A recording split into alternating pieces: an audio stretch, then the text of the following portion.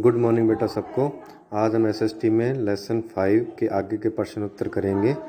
न्यायिक समीक्षा से आप क्या समझते हैं? न्यायिक समीक्षा मतलब प्रशिक्षण, जांच या उसके बारे में विचार करना। संविधान की व्याख्या का अधिकार मुख्य रूप से न्यायपालिका के पास होता है। न्यायपालिका जो हमारे हाई कोर्ट, सुप्रीम कोर्ट हैं, उनको न्यायपालिका बोलेंगे।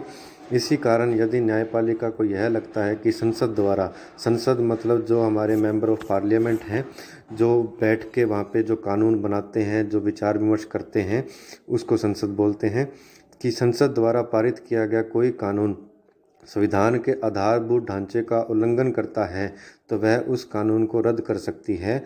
इसे न्यायिक समीक्षा कहा जाता है। मतलब कि संसद द्वारा कोई भी ऐसा कानून जो कि भारत के उल्लंघन करता हो या जो जनता है उनके अधीन ना हो, तो उसको वह रद्द कर सकती है।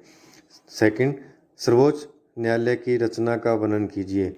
भारत के संविधान में सर्वोच्च न्यायालय के न्यायाधीशों की संख्या निश्चित नहीं की गई है। जो हमारा सर्वोच्च न्यायालय सुप्रीम कोर्ट है, न्यायाधीश मतलब जो वहाँ पे जज होते हैं उनको बोलते हैं, तो उनकी संख्या निश्चित नहीं की गई है। यह संख्या भारतीय संसद समय समय पर निश्चित करती रहती है, समय समय पर बदलती रहती है। इस समय सर्वोच्च न्यायालय के न्यायाधीशों की संख्या 31 है, 31। इनमें एक मुख्य न्यायाधीश और 30 अन्य न्यायाधीश होते हैं। एक मुख्य न्यायाधीश मतलब सुप्रीम कोर्ट का जो हेड जज है, एक वो होगा, और उसके अंडर में 30 अन्य जज होते हैं। इनकी नियुक्ति राष्ट्रपति द्वारा की जाती है। भारत का सर्वोच्च न्यायालय नई दिल्ली में स्थित है। इनकी स्थापना 26 जनवरी 1950 को हुई थी। नेक्स्ट क्वेश्चन, जनहित याचिका से आप क्या समझते हैं?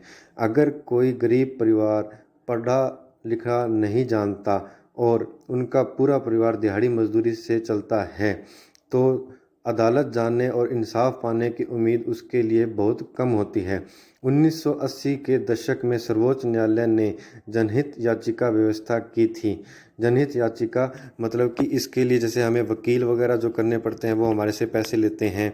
तो अगर कोई पढ़ा लिखा नहीं है या दिहाड़ी मजदूर करता है, तो वो उन वकीलों का खर्चा नहीं उठा सकता, तो वो सीधा ही जाकर अपने न्याय के लिए कोर्ट के अंदर केस फाइल कर सकता है। उसके लिए उसको किसी भी प्रकार की फीस नहीं देनी पड़ती। 1900 दशक के सर्वोच्च न्यायालय ने जनहित याचिका व्यवस्था की थी, जिसके अंतर्गत न्यायालय ने किसी भी व्यक्ति या संस्था के ऐसे लोगों की ओर से जनहित याचिका दायर करने का अधिकार दिया है उनके अधिकारों का उल्लंघन हो रहा है। अगर कोई भी न्याय के लिए अपना याचिका दायर करता है, तो उसके लिए उसका जो केस है वो कोई और वकील ना लड़े और उसको पैसे ना देने पड़े, इसलिए सरकारी वकील होते हैं, तो वो उसकी याचिका को दायर करते हैं और उनका केस लड़ते हैं। ठीक है, आगे हम कल नेक्स्ट क्वेश्चन करेंगे। आज के लिए इतना ही। Thank you.